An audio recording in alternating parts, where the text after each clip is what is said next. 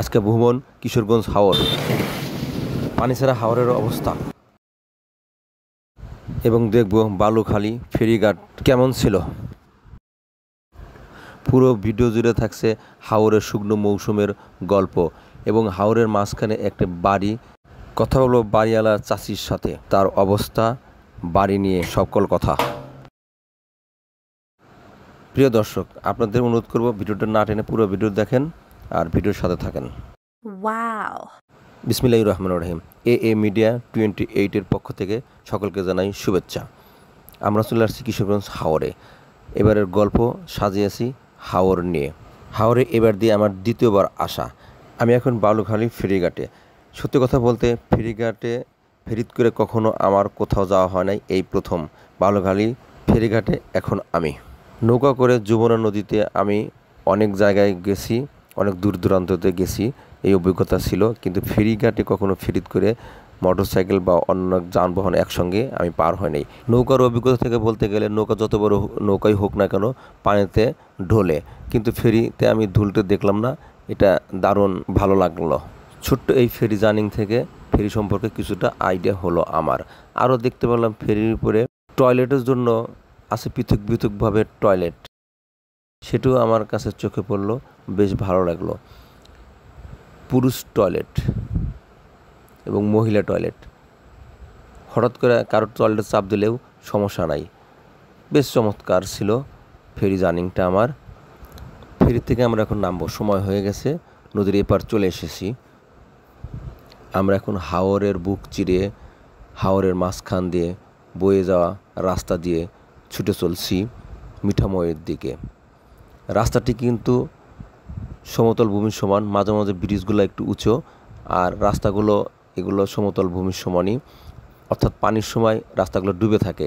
আর রাস্তাগুলো করা হয়েছে পিচ ঢালাই না, আরসিসি দিয়ে, যে পানিতে ডুবলেও নষ্ট হবে না।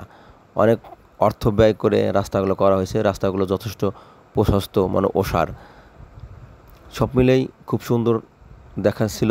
দুই পাশে বর্তমানে ধান খেতে ভরা, কিছু ধান ক্ষেত কাটার সময় হয়েছে, কিছু ধান ক্ষেত আবার কিছু সময় লাগবে কাটতে।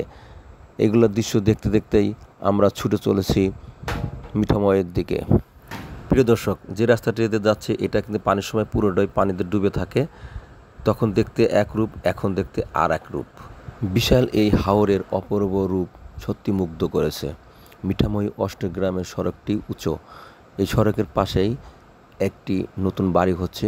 আমরা সেই বাড়িটি নিয়ে কথা বলবো, যাব সেই বাড়িতে কেমন করে এখানকার মানুষ তৈরি করে এরকম বাড়ি জানতে ইচ্ছা হলো আমাদের। এই হচ্ছে বাড়ির ভিটা করতে অনেক টাকা খরচ করে ভিটা করা হয়েছে। চতুর্পাশে ইটের গাঁথনি দিয়ে মাটি ফেলে বাড়ির ভিটা বানানো হয়েছে। 10-15 ফিটের একটা মই টাঙানো আছে, সেই মই দিয়ে কিন্তু এই ভিটার উপর উঠতে হবে। জানি না এরা কেমন করে ওঠে প্রতিদিনই, আমি একটু ট্রাই করে দেখি উঠতে পারি কিনা। শ্রোতা বন্ধুরা, আমি অবশেষে মইটি বেয়ে বাড়িতে উঠে গেলাম। ওঠার পরেই আমাদের চোখে পড়লো এটা একটা টয়লেট বানানো হয়েছে। যত টাকা খরচ করে ভিটা বানানো হয়েছে সেই হিসাবে বাড়ি ঘর অবস্থা বেশি ভালো না।